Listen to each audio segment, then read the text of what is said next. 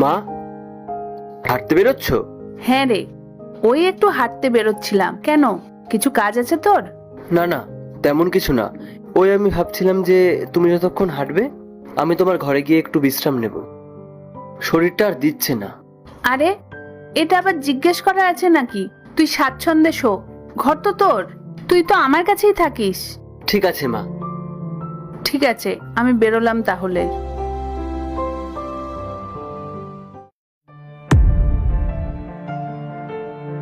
বাবা, তোরা কি এখনই বেরোচ্ছিস?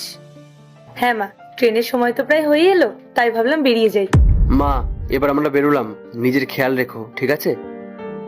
হ্যাঁ রে, যা। আমি তো আমার খেয়াল রাখতেই পারবো, তোরা সাবধানে যাস। হ্যাঁ মা, চলো ইন্দ্র, দেরি হয়ে যাচ্ছে। হ্যাঁ চলো। ও এক সেকেন্ড, একটা ব্যাগ তো ঘরে ফেলে এসেছি, নিয়ে আসি। আর একটা ব্যাগ? বাবা, তোরা তো 5-6 দিনের জন্য যাচ্ছিস, তাহলে এতগুলো ব্যাগ কেন? 3 জনের জামা কাপড় আর জিনিসপত্র কি একটা ব্যাগে ধরে মা? 3 জন মানে 3 নম্বর ব্যক্তিটিকে? আপনি মা, আমরা তিনজনেই তো যাচ্ছি। আমি? কিন্তু আমি তো তোমাদের সাথে যাচ্ছি না। কেন যাবে না? আমরা 3 জন মিলেই তো যাব, এটাই তো প্ল্যান ছিল। তোরা দুজন উইকেন্ডে একটু ঘুরতে যাচ্ছিস, আমাকে নিয়ে গিয়ে কেন তোদের আনন্দটা মাটি করবি? আমার এই বুড়ো শরীরে তোদের সাথে তাল মিলাতে গিয়ে তোদেরই অসুবিধে হবে। মা, আমি যখন ছোট ছিলাম তখন কি আমি তোমার আনন্দের মাঝে বাধা ছিলাম? ছোটবেলায় আমার জন্য তোমার আর বাবার প্ল্যান কতবার বাতিল হয়েছে তার কি হিসেব আছে? তখন তো আমি কত ছোট ছিলাম, তবুও তো তোমরা আমাকে ছাড়া কোথাও যেতে না।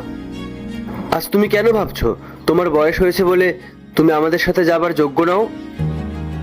বাবা, বাচ্চা আর বৃদ্ধ মানুষের মধ্যে তো অনেক পার্থক্য থাকে। আমি অত যুক্তি বুঝি না মা। ছোটবেলায় তুমি যেমন আমার হাত ছাড়নি, আমি বড় হয়ে কি করে তোমার হাত ছাড়বো? একদম ঠিক মা, আমরা আপনাকে ছেড়ে কোথাও যাচ্ছি না, আর আমরা সবাই মিলেই ঘুরতে যাচ্ছি, এটা ফাইনাল। আমি বোধহয় আগের জন্মে অনেক ভালো কাজ করেছিলাম, তাই এই জন্মে তোর মতো একটা ভালো ছেলে আর তোমার মতো একটা বৌমা পেয়েছি। থাক মা, আগের জন্মে কি করেছো সেটা না হয় পরে ভাবা যাবে। এই জন্মে চলো আমরা সবাই একসাথে ঘুরতে যাই। এ বাবা, টাইম তো হয়ে গেছে, এবার কিন্তু বেশি দেরি করলে ট্রেনটাই মিস করব। হ্যাঁ, ঠিক বলেছিস। চল বাবা, চলো বৌমা।